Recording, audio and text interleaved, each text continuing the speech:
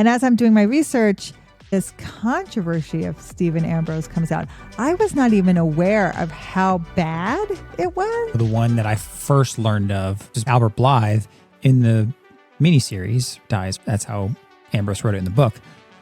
But Albert Blythe had a long career, went and fought in Korea. Are you shocked? Are you like, oh my gosh, is this real? Because that's kind of how we felt the first time we actually were reading about it too. So yeah, let's get into that a little bit.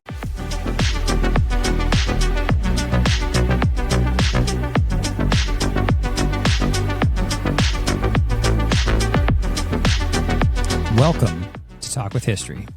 I am your host, Scott, here with my wife and historian, Jenn. Hello.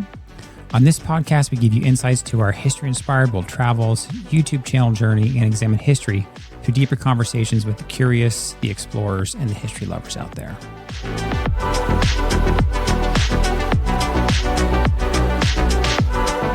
Now, Jenn, our listeners may not know this, but we took a little break last week. Kind of just needed it. Life got busy.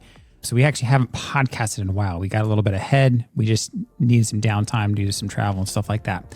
So I've got a bunch of shout outs, like some podcasts that you've been guests on for us to mention. So I want to first give a shout out to some new supporters, new tippers over at talkwithhistory.com. So if you go to talkwithhistory.com, you scroll down to the bottom, there's a link where you can support the show. You can buy some coffee, a sandwich, whatever. And Larry Myers, he dropped a tip for us over there, and you can put a comment in there if you want. You don't have to, you can make it anonymous, but if you put your comment on there, then it'll show up on the website. And so Larry Myers, we talk to him all the time. He comments on a lot of our stuff. He said, keep doing what you two are doing. Nobody does it better. So Larry is incredibly supportive. So thank you, Larry, for that. And Calvin G, who's actually been following us for a while, I think he may have found like my original family vlog page, which I don't talk about. Yeah. It's still live. I just don't put anything over there. But he said, love both of your channels. So thank you so much, guys, for the support. And if you're listening and you want to drop us kind of a tip or buy us a cup of coffee or something like that, we really do appreciate it. You can go to talkwithhistory.com/support, or you can just go to the main website, talkwithhistory.com, and scroll down to the bottom. Thank you. Now, those are our folks who kind of supporting the show. But another thing that we've been working on is trying to get you on as a guest on other podcasts. Mm-hmm. So you were recently a guest on the Pop Culture Passport podcast, which is a whole lot of P's. But you guys I really like the concept of her podcast, which is basically traveling to pop culture locations and exploring that and kind of a little bit behind that.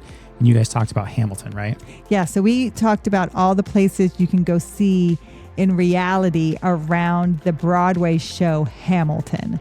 And there's a lot out there for you, especially the songs they sing about and kind of references different characters are making. There's a lot of places you can go and visit. So we talked all about that on her show. Yeah. And then another one that I'm very excited about, I got you on, or you got yourself on, we worked together on it, on the History Unplugged podcast. Now this podcast is very big. The only way I can really check that is by how many reviews it has in Apple Podcasts, and it has like a couple thousand views or reviews. So it looks like it's been around for quite some time. Scott Rank he's PhD historian type, and you guys, so you got on there, and it took us a couple months to kind of time it and get you on. But you talked about the Hatfields and McCoys. Yeah, I love talking about the Hatfields and McCoys.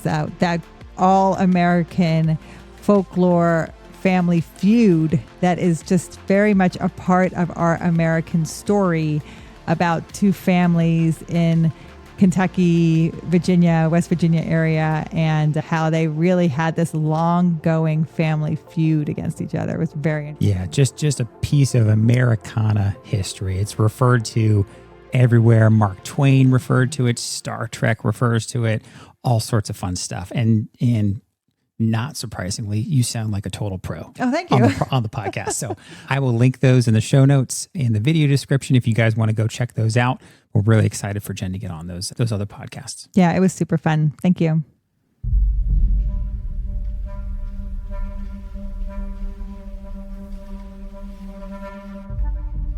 I want to tell you a story.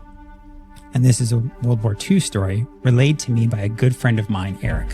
Eric and I served together in the Navy. He recently reached out to me about the death of the father of a friend of his. His friend's father was a World War II veteran. Now, I've kept his name out of this as I got the story third hand, but it's a hell of a story, so stick around. So for fun, let's call our World War II veteran Tony. Tony was born in Brooklyn in 1926, enlisted and joined the Navy in January of 1944, 18 years old. He got his first set of orders based out of Norfolk, Virginia, on board the USS Underhill, where he was to serve his initial enlistment. Now, apparently, Tony was a bit of a rabble-rouser and liked to have a good time, but who can blame a sailor for that? That's kind of what we're known for. Well, Tony had been on the USS Underhill for about 5 months when they were getting ready to get underway to deploy. Of course, Tony and his friends weren't out on the town the night before, one last time before deploying, but he got so carried away they actually missed ship's movement the next morning. In the Navy, that's a pretty big deal.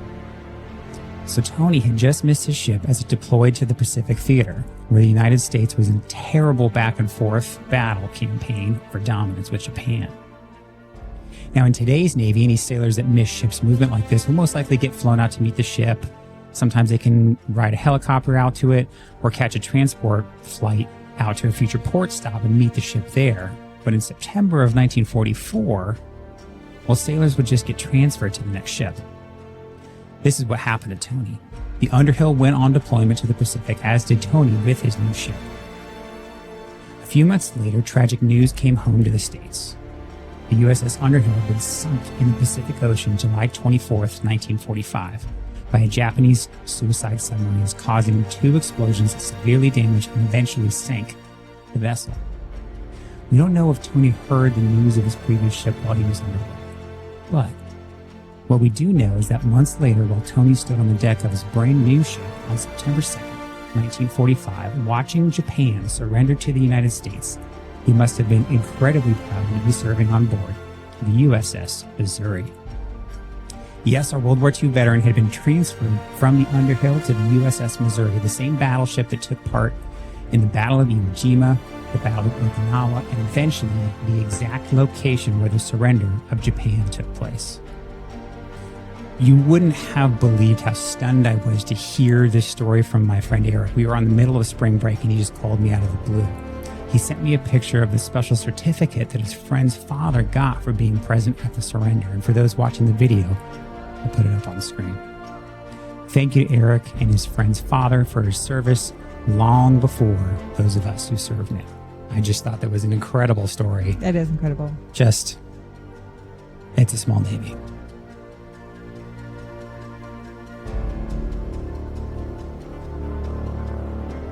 Okay, Jen, we were down in New Orleans. We're catching up on our travels for the past couple months. Yes. So we went down to New Orleans, did a bunch of New Orleans history. We had to go to the World War II, the National World War II Museum. Yes, we had to go there. I mean, I went there for my 40th birthday because I did my 40th birthday in New Orleans, and my girlfriends knew that my birthday in New Orleans had to revolve about something history, and it did the whole time. But one of the things we did was visit the World War II Museum, and that was my first time ever going there. So this time, it was our first time as a family going there. So we brought our entire family to the World War II Museum in New Orleans, and we had something else kind of special to find there. We did. So they have if you want to sponsor, contribute, charitable contribution to help support the museum, you can buy a brick. And they have these bricks all out front the museum areas, and they have people's names. You can honor a World War II veteran, or you can honor a group. And we bought the brick honoring our service on a ship named for a World War II battle. And so we were able to find our brick. It's my maiden name when I was in the Navy, your name, and then the ship we served on, that it is right behind us, that is named after a World War II battle. And that's the ship we met on. So it was kind of cool to find that with the kids. Yeah, it was super neat. And, we dragged the kids to all sorts of museums, but this museum is far, far above and beyond the vast majority of the kinds of museums that we go to. So it was interesting because we were like, okay, what do we do with this video? what do we do with this video? Is it a show and tell? We kind of have there's story arcs and then there's show and tells. And so we wanted to go down there and show the museum, but we wanted another story to go with it. And so we talked a little bit about Stephen Ambrose and the World War II Museum. We'll kind of get into that here in just a little bit. But how the World War II Museum came to be there was pretty neat. So you have to realize this is a pretty big museum. It's a 6-acre campus. They have 6 pavilions. It has 250,000 artifacts, and it tells 9,000 personal stories. When you think about all the people who served in World War II, I was looking that number up so we could kind of talk about it. It says 70 million served in the armed forces and during World War II. And the Americans that served in the armed forces during the war, more than 400,000 were killed or died. And so when you think of that, this is only telling 9,000 stories. So it's a lot. There's a lot to tell here. And that's why when we were thinking of what are we going to show for this, like we can't show you everything there. We can help tell some of the stories. And we do that on Talk with History. We've taken you to Normandy. We've taken you to the D-Day National Memorial. So we've taken you to places, Eisenhower's birthplace and where he's buried. So we've told some of those stories. And this is the National Museum. And what I want you to understand is it was founded in 2000, but Congress designated this the National War II Museum in 2004. So this is the National Museum. It's in New Orleans because people are like, why New Orleans? Of all places, why isn't it in D.C.? That was one thing that I thought was really neat to learn. So it's kind of twofold, kind of on the one person Scott talked about, who we're going to talk about, Stephen Ambrose. Stephen Ambrose did a lot for history. He did a lot for bringing history into the limelight. He did a lot for bringing World War II into popular culture. Think Band of Brothers. And he wrote a book called D-Day, the D-Day Invasion. And he was a professor at the University of New Orleans. And he got pretty famous after he started writing some of these books. Yeah, I would say Undaunted Courage, we'll talk about that. The story of Lewis and Clark is probably his most famous work. But because he is based out of there, and because he's writing all of these things that is really striking America's interest, he's kind of focusing on that area as well. It's one of the reasons the museum is brought there, but it's because he is sponsoring a location where all of the Higgins boats were made. Now, the Higgins boats are those small boats that come out of the back of a amphibious ship. Kind of look at the Tarawa behind me here. It's what's used in World War II. They make over 23,000 of these boats. And you can probably remember them from Saving Private Ryan. Yep. They hold about 36 men. They can go about 14 miles an hour, 12 knots. Basically a big box with a motor on the back so that the troops can be in there and land on the beach. Yeah, it's a troop transport. Get them off the ship onto the beach. And Andrew Higgins lived in New Orleans, and he started his factory in New Orleans. Now, he started as a lumberman, but then started to make these boats. And you have to realize he makes these boats for the topography of New Orleans, which is swamp. Really neat. Yeah. So they don't have a draft, right? Because it's very shallow water there with the swamps and the marshes. And so that's what these Higgins boats are great for, because they can get you right up on the shore. They don't have a big draft. And so because he manufactures these boats in New Orleans, as a factory in New Orleans, and these boats are so instrumental during World War II that is where the museum is. And you said they ended up manufacturing like a few thousand of these, right? Yeah, over 23,000.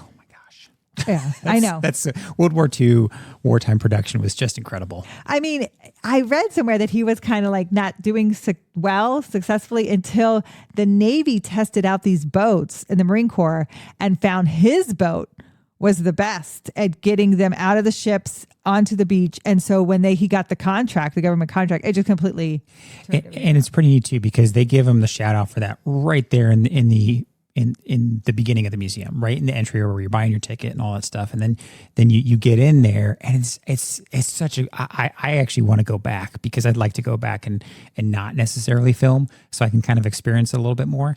But you're there and you're getting your ticket and you get on a train just like you'd be going off to war. It was really neat. So they do a very good job.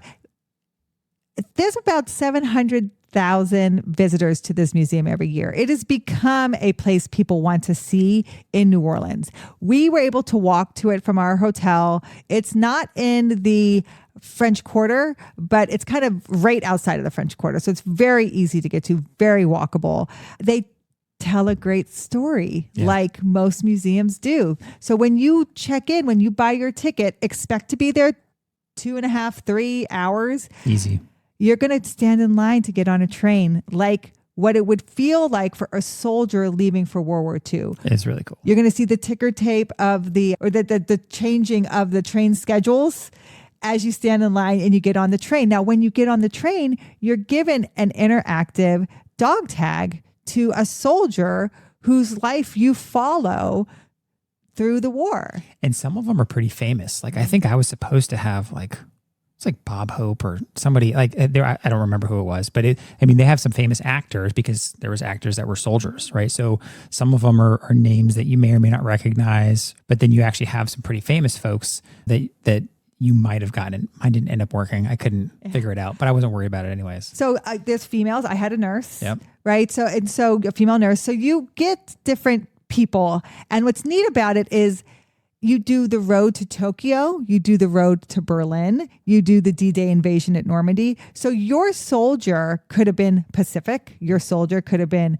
Germany, your soldier could have been on D-Day. So you follow them wherever they went into theater. And if they didn't go into theater, you still follow a story, but you're not following your specific soldier. And they just make that very interactive. My kids loved it because you could go to these little stations and see what your soldier is doing in the war. Yeah, it's great for kids, great for adults, great for any history nut. Even just the casual fan is casual kind of Band of Brothers, whatever fan. Even if you're just in New Orleans and you want something to do for half a day, full day if you want to, fantastic place to go. Yeah, so just know it's going to take time. There's a lot to see here. But they do a fantastic story. When you walk into the road to Tokyo, when you walk into the road to Berlin, you're going to see right away who are your Axis leaders. Who are you fighting in Japan? Who are the leaders here? When you go into Berlin, who are the leaders of Germany? Who are the leaders of Italy? Like, who are you fighting? And there's huge pictures of them. And it makes it very clear what the war was about and who are you fighting and what are you fighting them for. It's very neat, and they tell really great visual stories, and the artifacts that go with these are like top of the line best artifacts. They have an Enigma machine there. They have the Norton bomb site there. So things that were being developed that helped us win the war. They have the actual ones used, so you can actually see them, flags, artifacts from the actual soldiers. It just was really, really a great museum if you're talking about being immersed in the story and feeling like you're part of it. And it's world class. Mm-hmm. It really is, right? So you get what you pay for there. And we didn't realize till actually today when we were looking at this that we missed a big section of it. There's a whole aircraft section that we didn't see that day, but we were running around New Orleans doing a lot of stuff. Yeah, so you have to go back. I mean, it's 6 acres. Yeah. Right? So it's a lot. Huge. So we found our brick. That was one thing we did there. Another thing that I had seen that wasn't there the last time we were there that I really liked was they had a whole section on missing World War II art. And I always love that. I'm always very interested in this art that was stolen, and did it make it back, and why was it stolen, and what happened to it, and how they recover it. And yeah, that was pretty neat. There are some famous pieces that are still missing. I wanted to talk about just so you knew what the famous pieces were. Is that where, did they talk a little bit about like the whole Monument Men thing? So if you remember that movie, Monument Men, it's kind of a piece of this. Yeah. So you have Raphael's young boy, portrait of a young boy. That's the most famous picture that's missing. It was taken from a museum in Poland, and then they just lost track of it. They don't think it's destroyed. They just don't know where it is. And there's another Van Gogh painter walking through field or something. And it's definitely, you can tell it's Van Gogh. And those are the two biggest that are still missing. Now, what's interesting about this, and I didn't tell Scott about this, but when I went to the MIC conference, the Military Influencer Conference, they still have a whole department to this. And I was actually approached that they would put me on active duty. They don't care what my age is because I have a master's degree in history if I worked out of Washington, D.C. No way. And it's underneath all of the museums there, still trying to recover and find missing art from wartime in different war areas. I'm surprised you didn't tell me that, Scott, go get orders to D.C. I'm going to work in this special stolen art unit. Well, since they said age doesn't matter, I thought, I got some time. So that was very cool. But another story that I thought was very neat that they have emphasized there is because you're going to always have different exhibits and they're going to tell different stories was the Four Chaplains story. And I was aware of it, but I didn't know the specifics of the story. And I was so moved by it. And I think we happened to be there right around the time when it actually happened. So it was very interesting. But these four chaplains were on the SS Dorchester. There probably is a Massachusetts way to say this. Dorchester. There's probably some way. It's Dorchester. And it sank on February 3rd, 1943. It was a transport ship. It was a civilian liner, which they did a lot. They took these civilian liners and converted them for military service. I mean, you think the Queen Mary was converted for military service to get troops over to Europe. And it left on January 23rd, and then it was hit in the early hours of January 3rd by a torpedo from a German submarine. And they lost pretty much everybody on the ship. And these four chaplains, who are all different religious backgrounds, took their life jackets off, put them on other people. Then they joined arms and they sung hymns and said prayers out as the ship went down. And it was interesting because these four men are like a Methodist minister, a rabbi, a Catholic priest, and a American Reformed Church minister. So you're getting these different religious backgrounds because Scott knows he used to recruit chaplains, and they all went to chaplain school together. They all met at the Army Chaplain School, and so they all prepared together. So they knew each other. But as they go down together, and they all perished, said prayers and hymns of their particular religious background. And I thought that was very neat and something to honor. So they have a whole area to them and tell their individual stories and the story of this event. And so I thought that was neat too. So those are the two things that were different than the last time I had been there, besides the amazing exhibits they do, just telling the different stories. Yeah. They have some great restaurants there. We actually happened to eat. Have some great restaurants, even some artifacts that I thought were really neat, right? They had the flight jacket of Tibbets, Mm-hmm. Paul Tibbets, Captain Paul Tibbets, who, flew the aircraft that dropped the first nuclear bomb, atomic bomb. So they had that there. And that's actually kind of where you hung out for a little while, talking about kind of our controversial part of this video. So yeah, let's get into that a little bit. Yeah. So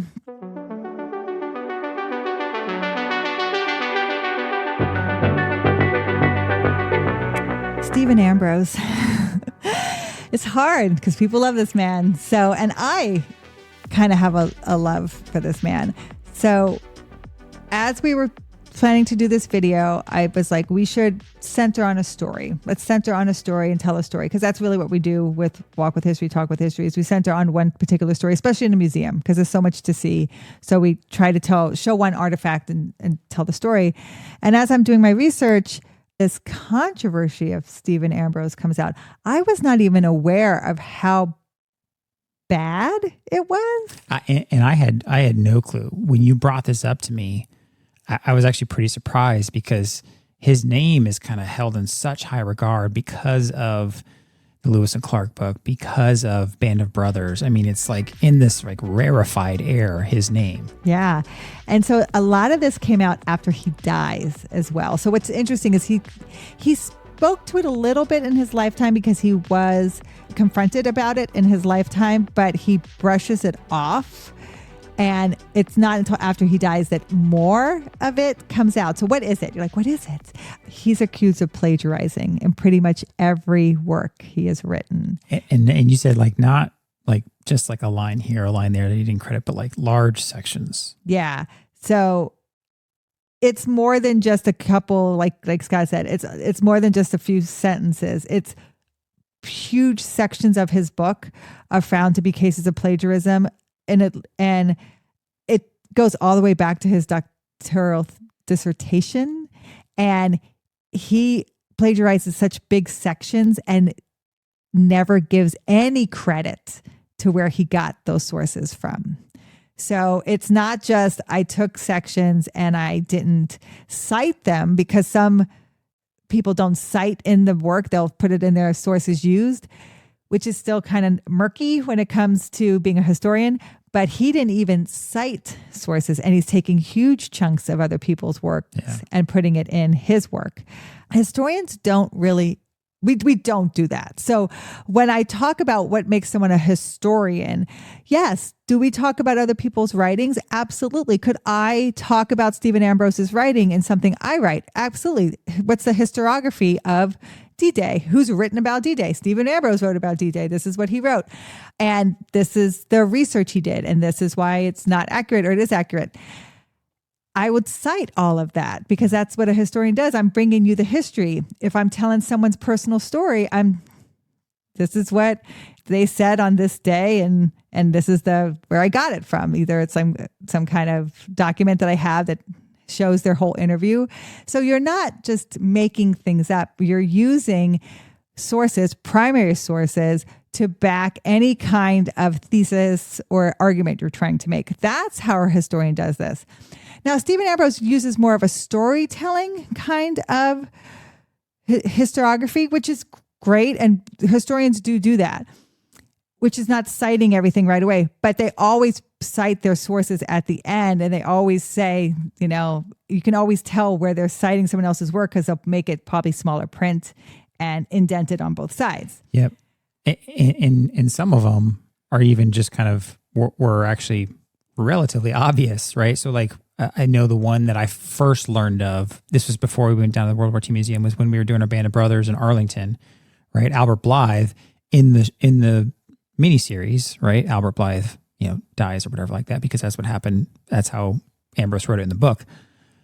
It looks, and apparently he just kind of wrote him off. He never checked on what happened to Albert Blythe or whatever, but Albert Blythe had a long career, went and fought in Korea and all this stuff. So like that was one example that when you brought this up, I was like, oh, that's kind of interesting, because a little bit more people know of that one, because Band of Brothers is so popular that Albert Blythe's family is like, he didn't die, right? Like, what's all this? And there's more instances of that in Band of Brothers. That's not just the single case. There's over dramatization of things that are happen.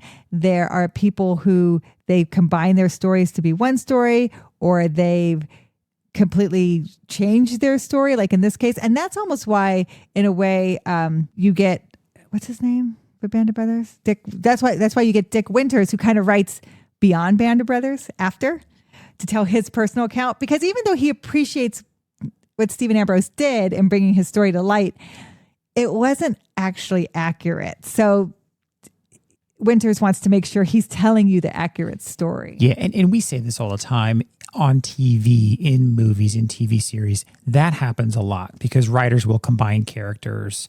In the movie Glory, the main character is actually kind of a amalgamation of two characters. So that happens a lot. But for a historian to put that in their works, and then all of a sudden people start kind of digging stuff up, and they're like, oh my gosh, he's done this numerous times across a good portion of his works. And what happens is kind of what happened in our case when we did Meriwether Lewis's death, is I read Undaunted Courage, and when Meriwether Lewis commits suicide at Grinders Stand, Stephen Ambrose doesn't question it in his book. He takes it as fact, because Thomas Jefferson and Clark don't question the suicide theory, even though it's very questionable in actuality. And so as a historian, which I do in our video, is I tell you both sides and the facts from both sides, because there are conflicting primary source facts about what actually happened in Meriwether Lewis's last hours. And because of that, as a historian, I can't say undoubtedly that he died by suicide. And so That's what a historian does. But if you read Stephen Ambrose and you believe him because you have faith in him doing his work as a historian, you wouldn't question it because you believe he's doing his due diligence. Well, when it comes out that he's not, it makes you question all of his works. And that's really what happens. Ambrose is commissioned to do the biography of Dwight D. Eisenhower, right? The supreme commander of the Allied forces during World War II, and goes on to become president of the United States. Ambrose says that Eisenhower contacts him and asks him to write his biography. Well, there's a letter at the Eisenhower Presidential Library from Ambrose to Eisenhower asking if he can write his biography. Yeah. And Eisenhower says, "Oh, yes, I just read one of your books. Let's meet." Ambrose claims to have this intimate relationship with Eisenhower. He even is quoted to say, "We talked for hours and hours. We spent hundreds of hours together." Hundreds is a lot. It's a lot. In Eisenhower's personal diaries and date books, it shows they've met 3 times for less than 5 hours. Now, there is another researcher who says there might have been more discussion between the two because Eisenhower really wanted to make sure he was painted in a positive light, especially as the Allied commander. He wanted to make sure that his decision-making, especially around the atomic bomb, that those things were really flushed out. And so he says they may have talked more and they may have met more. He doesn't think it was hundreds of hours. And so what comes out later is that he's found to have fabricated interviews and events in the biography of Eisenhower. So much so that Eisenhower really doesn't talk with him after these biographies come out. So it's just, and this happens in 2010. So in 2015, there was a book that came out about Eisenhower, and the person who wrote it said, while some Eisenhower scholars questions Ambrose's research, the enormity of his falsifications was not revealed until after his death. Ambrose lied about his relationship with Eisenhower. He fabricated and manufactured many events that never took place. Yeah. And the tough part about that, right? And that's partly why we talked about it like at the World War II Museum. And you did a good job in the video of one presenting the facts and kind of talking about like, this is why it's good. This is why it's, here's the bad, but here's the good that Ambrose did at the same time, right? So you kind of keep it pretty level when you're talking about it in the video and saying, hey, what does this mean? And you brought that up in the video. Yeah. And I try to make it very clear. You have so much conflict. Like, we all respect Ken Burns. We all respect what Ken Burns has done for documentary filmmaking and history. He used Undaunted Courage to do the documentary of the Lewis and Clark expedition, declared that Ambrose takes one of the great, but also one of the most superficially considered stories in American history and breathes fresh life into it.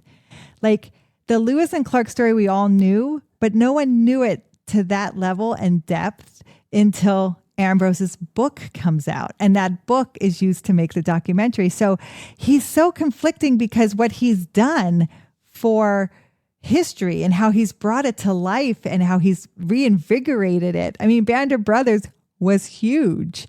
And he's one of the reasons why the World War II Museum got built. He's one of the reasons why it's in New Orleans. He's kind of one of the reasons why World War II history is so interesting to people and why people are interested in it. Without Band of Brothers, there wouldn't have been Masters of the Air. Like, I don't know, without Band of Brothers, would there have been Saving Private Ryan? Like, It's just, he's invigorated history. But then you have historian David Greenberg, who said in 2015, Ambrose's wanton acts of plagiarism and the posthumous revelation that he fabricated interviews with Dwight Eisenhower have rendered his work unusable. So I would say if you use his work, if you cite his work as a historian, always go back to what he is using as his source and go to that primary source. I wouldn't even source Ambrose. I would go to whatever source Ambrose used and use that as your source forever you're writing. Yeah, and that's what you said in the video. right? Because in the video, we can't go into the depth that we get to do here, but you kind of summarize it. You do a really good job, and we weave in kind of showing different things at World War II Museum. And obviously the video will be linked in the podcast show notes. But you say, like, what does this mean? What does this mean about Ambrose? And you say, and I think you said it succinctly, is like, he's a great place to start. He's a great place to start, right? And there's something to be said about being able to tell a story like that with history, all the facts that you gather and stuff like that. Now, you do kind of have to take everything into account with not citing things and making, for certain works, making things completely up. But it's not a black and white. It's not, he did do a lot of good there, and he just didn't cite things, right? So it's a good place to start.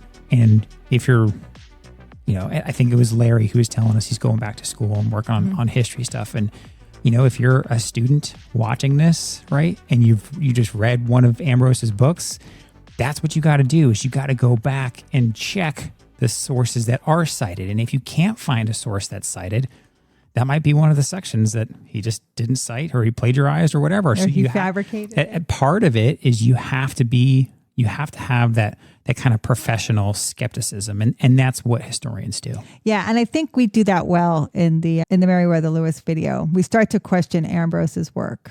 And we do that because there are conflicting primary sources that he doesn't add. And as a historian, you don't get to pick and choose the sources that if you're looking up an event, you don't get to pick and choose what part of the event you want to put in there, or what part of the story you want to put in there. If it's a primary source, you have to put in all of it.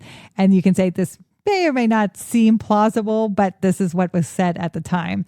So that's what builds trust as a historian. So like I said, Stephen Ambrose, great storyteller, opens our eyes up to a lot of great moments in American history. Probably not the historian you want to cite on any of your works if you're getting any kind of degree further on in history. But the museum is fantastic. Yeah, the museum is fantastic. It was interesting and kind of fun to explore the Ambrose topic. And really, we need to go back to the museum. I need to kind of set my camera down the next time that I go and just experience it. And I would encourage you, if you're watching this, if you are in New Orleans and if you're watching this, you should go to the museum.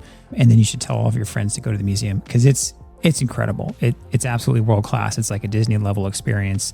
And it was just an absolute blast to go down there and find our brick and take the kids and show them all that stuff. So we got our own little piece of history down there. But thank you so much for joining us today. And if you want to support the show, if you want to support the podcast, you can go to talkwithhistory.com/support. You can buy us a coffee, buy me a sandwich.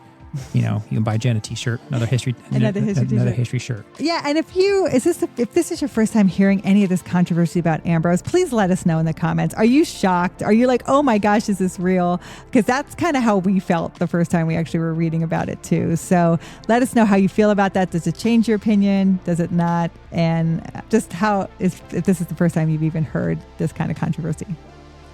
All right. We'll talk to you next time. Thank you. This has been a Walk with History production. Talk with History is created and hosted by me, Scott Benny. Episode researched by Jennifer Benny. Check out the show notes for links and references mentioned in this episode. Talk with History is supported by our fans at thehistoryroadtrip.com. Our eternal thanks go out to those providing funding to help keep us going. Thank you to Doug McLiberty, Larry Myers, Patrick Benny, Gail Cooper, and Christy Coates. Make sure you hit follow in that podcast player, and we'll talk to you next time.